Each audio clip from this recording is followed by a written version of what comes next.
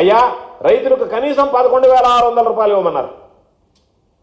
అది ఇస్తే మీరు దాదాపుగా 25% పంట కొనుగోలు చేస్తే 3,500 కోట్లు 3,480 కోట్లు కావాలని చెప్పి మార్కెట్ ఇంటర్వెన్షన్ స్కీమ్లో రైతులు కనీసం వాళ్ళు నష్టాలు ఊబిలో నుంచి బయటపడడానికి అవకాశం ఉంటుంది. మనం ప్రారంభిస్తే అసలు మీకు కనీస మద్దతు ధర గురించి అవగాహన ఉందా? జగన్మోహన్ రెడ్డి గారు ఉన్నప్పుడు రేట్లు పెరిగాయంటే కనీస మద్దతు ధరతో సంబంధం లేకుండా ఎందుకు పెరిగాయి? ఇలాగ దళారులకు దోచుకోలే. ఆ రోజు దళారు లేరు, దళారు వ్యవస్థ లేదు. కారణం ఏంది? ఏ రోజైతే ప్రభుత్వం ఒక మినిమం సపోర్టింగ్ ప్రైస్ ఇచ్చిందో అంతకన్నా తగ్గిస్తే మేము కొంటామని ముందుకు వచ్చిందో దళారులు గాలే కలిసిపోయారు. వ్యాపారస్తులు పోటీ పడ్డారు. అయ్యో ఈ ప్రభుత్వం కొనేస్తుంది, అప్పుడు మనకు అసలు దొరకదు మార్కెట్లో, మనం నష్టపోతాం, మన వ్యాపారం దెబ్బతింటుంది, కాబట్టి మనం కొనాలని పోటీ పడ్డారు. దానివల్ల రేట్లు పెరిగాయి. అదేమంటే చంద్రబాబు నాయుడు చెప్తాడు అక్కడ ఇక్కడ ఎక్స్పోర్ట్ ఉండిందంట, ఎక్స్పోర్ట్ ఆగిపోయింది. కానీ ఇదే ఈరోజు రేటు కనుక జగన్మోహన్ రెడ్డి గారి కన్నా ఎక్కువ వచ్చుంటే చంద్రబాబు పచ్చ మీడియా ఏం చెప్పుండేది? దావోస్లో వాళ్లతో మాట్లాడాడు రెడ్ చిలీన్ గురించి కూడా, దావోస్ సదస్సులో కూడా. దానివల్ల ఈరోజు ఇంత రేటు వచ్చిందని చెప్పి రాసి ఉండే.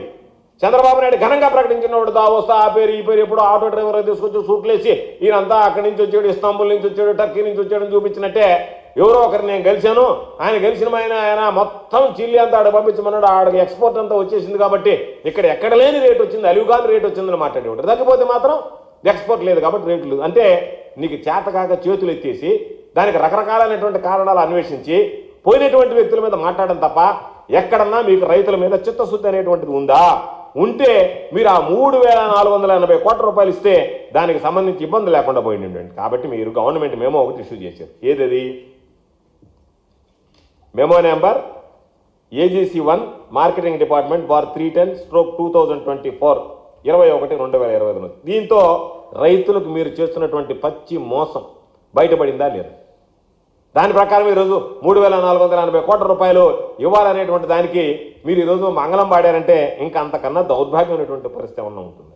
కాబట్టి మీరు దయచేసి గుర్తుంచుకోండి, మీరు పెట్టేటువంటి కేసులకు మేము భయపడం. మా నాయకుడు భయపడ్డు.